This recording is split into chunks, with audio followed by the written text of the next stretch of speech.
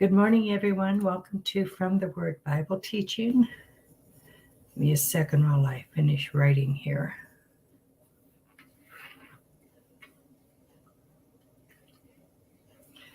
Okay.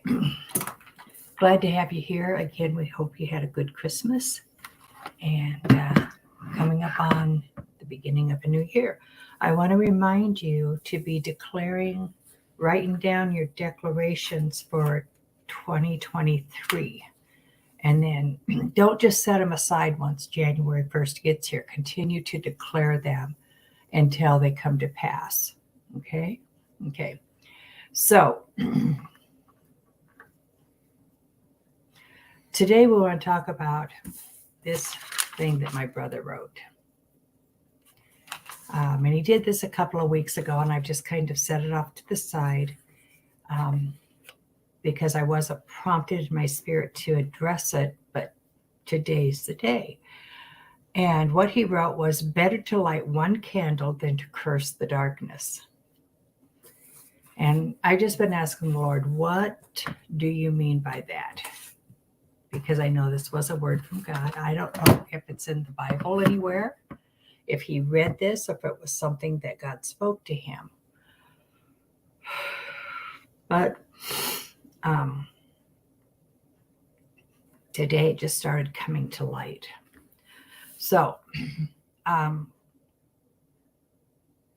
one of the things that I got from that was we have to stop grumbling about or being afraid of darkness, the darkness. And it doesn't just necessarily mean that spot outside in the middle of the night where it's supposed to be dark, but it means the darkness in our lives, the darkness that we walk in all the time that's in the world. We are to be a light in that darkness. We've talked before about how one little teeny tiny match light can dispel darkness. I should do that.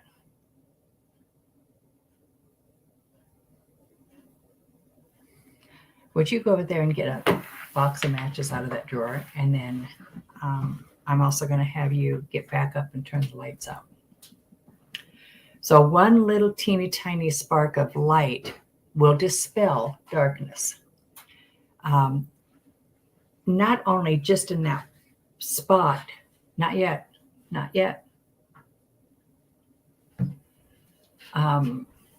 But it also dispels light around. Might as well stand up. I just wanted to get this ready before you turn the light out. It also dispels the darkness around that light. So you can see in my hand here, I've got a little wooden match. And Mr. Dan's going to go and shut the light off so that it's dark in here for a moment. One moment. And then just kind of hang out over there. Turn it back on for me if you would. Okay. So you can see that it's dark. There's a little bit of light coming from my laptop. But when you light this match, wherever it is, it dispels the darkness. And that's what our light, okay, thank you. That's what our light is supposed to do, is to dispel darkness, spiritual darkness and wickedness. And it's not our individual light that does that. It's the light of the Lord that's in us that does that.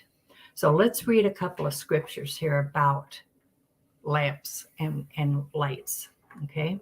So the first one is Luke 8:16. And you're reading out of ESV, is that correct? Yes. Okay. Luke 8:16.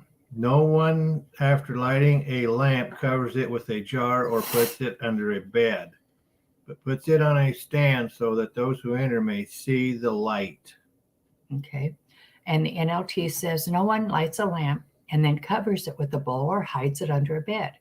A lamp is placed on a stand where the light can be seen by all who enter the house. Now, the light, if you're a born again Christian, the light of God is inside of you.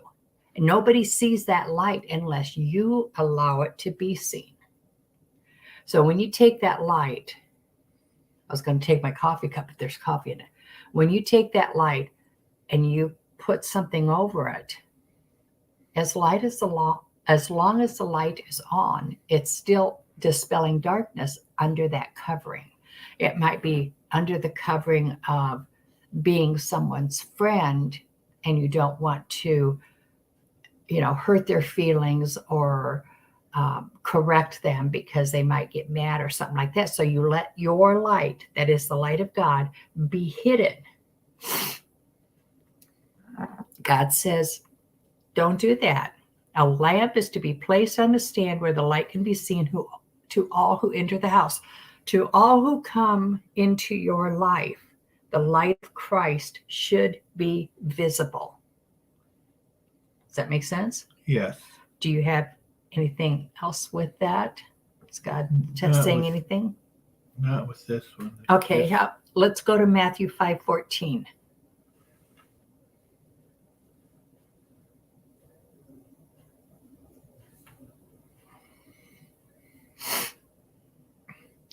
Matthew 5:14. You are the light of the world. A city set on a hill cannot be hidden. Nor do people light a lamp and put it under a basket, but on a stand, and gives light to all in the house. Okay, so it basically says the same thing, that you are a light. You are that one candle in the darkness. You are that one person that can shed light, dispel darkness with the light of Christ within you coming out. Let's go to Psalm 18:28.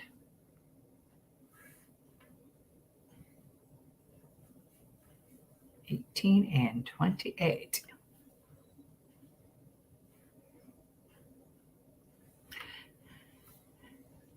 And this is David. He's talking to the Lord.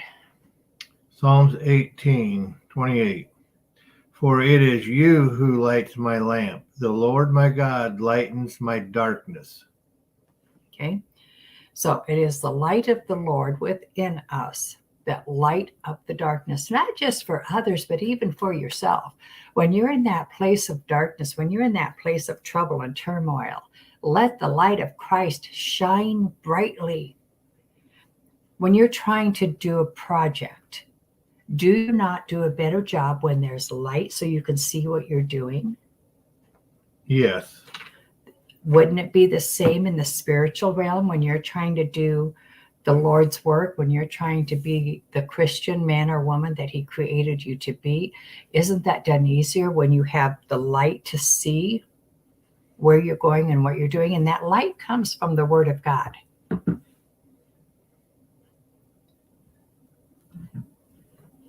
God is our light, and He wants us to be a light for others. And then when I say others, that includes yourself or ourself. I can't be a light for someone else if I'm not effectively a light for myself. If I don't let the light of Christ shine for me, how can I let it shine effectively and fully for someone else? You can't. And I just saw something else. I don't know if I have one that flickers or not. The light dimming and going on. No, just how a candle light. And some of the things that we buy at the stores that have a flickering candle and it's doing this number, God doesn't want us to be a flickering light. He wants us to be a steady light. Yes. Right. So don't be a flickering light, be a steady light, one that the wind can't blow out, one that the water can't douse out, one that darkness can't hide. And when you said the wind can't blow out, I got a picture of when you're around somebody and they're talking bad about you or about Christ. Do you let that light shine, or you just kind of let it go and hide it? Or do you walk away going, man, I wish they wouldn't talk like that? Do you say that kind of stuff under your breath? Just walk away grumbling about it? When someone's doing that, how would you let your light shine in that situation? Well, sometimes it'd be different. Some situations you would just pray about the person to change, because if you say something about it, then it makes them do it more. Does that make sense? Like if somebody doesn't like something and, oh, now you don't like being called a certain name, a nickname.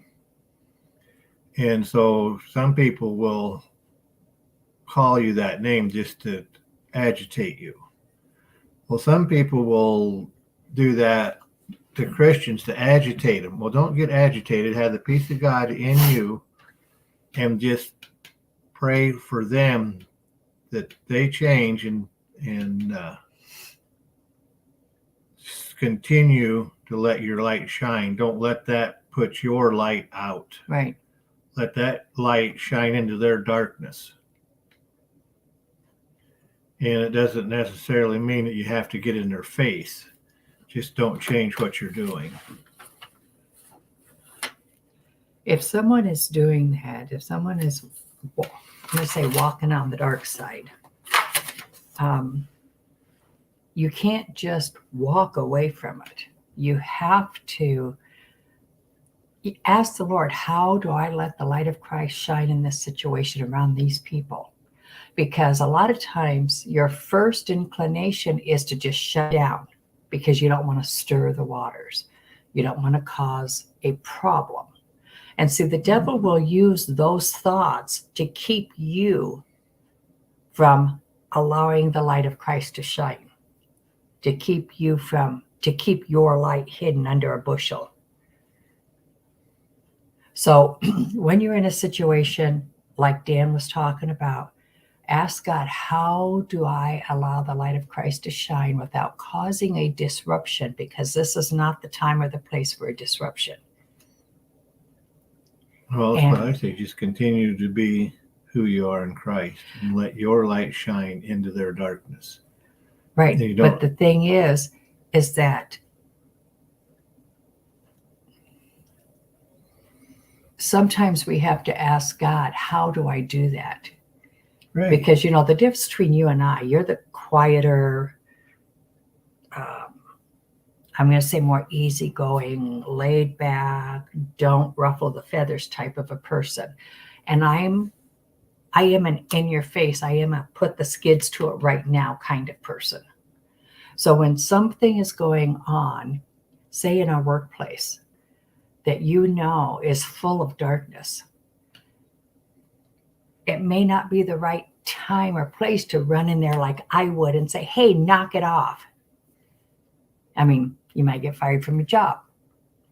You might cause these people to just really come at you. It would cause more problems than it would solve.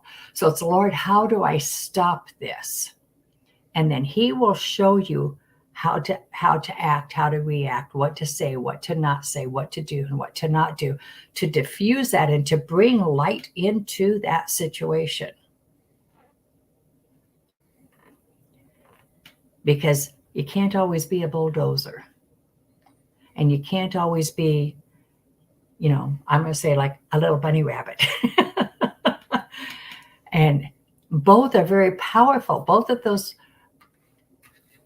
behaviors, if you would, those personalities are very powerful. But there's a time for a bulldozer and there's a time for something softer and quieter. And so you want to make sure that as the light of Christ shines out through us, that it's in the right context. Does that make sense? Do you know what I'm trying to say? Yeah. What am I trying to say? What I said earlier, you take the situation and you pray about it and continue to let your light shine, and God will show you what to do and how to handle it. But the main thing is to continue to let your light shine into the darkness. Yeah. And the light will overtake the darkness. And remember, your light, my light, is not Judy's light. It is the light of Christ shining through. So when we say let your light shine, it's let the light that God gave you shine. Okay? All right. So thank you for joining us this morning. We appreciate you. Oh, I didn't have what happened? Just a minute. I want to put my banners up there so that you can see the scriptures and write them down. I typed them in and didn't put them up. So just remember that in all situations, in all cases, allow the light of Christ to be evident in you. You know, and again, I'm seeing like that little light of a match of a light. And then, you know, there's these other lights that are like beacons on a hill, like the lighthouses. And there's a time and a place for each of those kinds of lights, and then the stuff that's in the middle. But always let the light of Christ shine through you in some degree.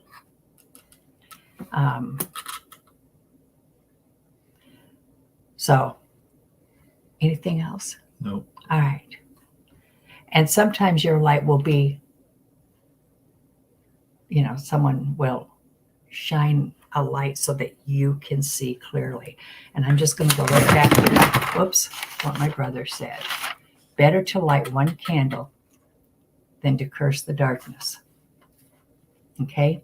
So don't be grumbling and grumping about what's going on in the world and the darkness.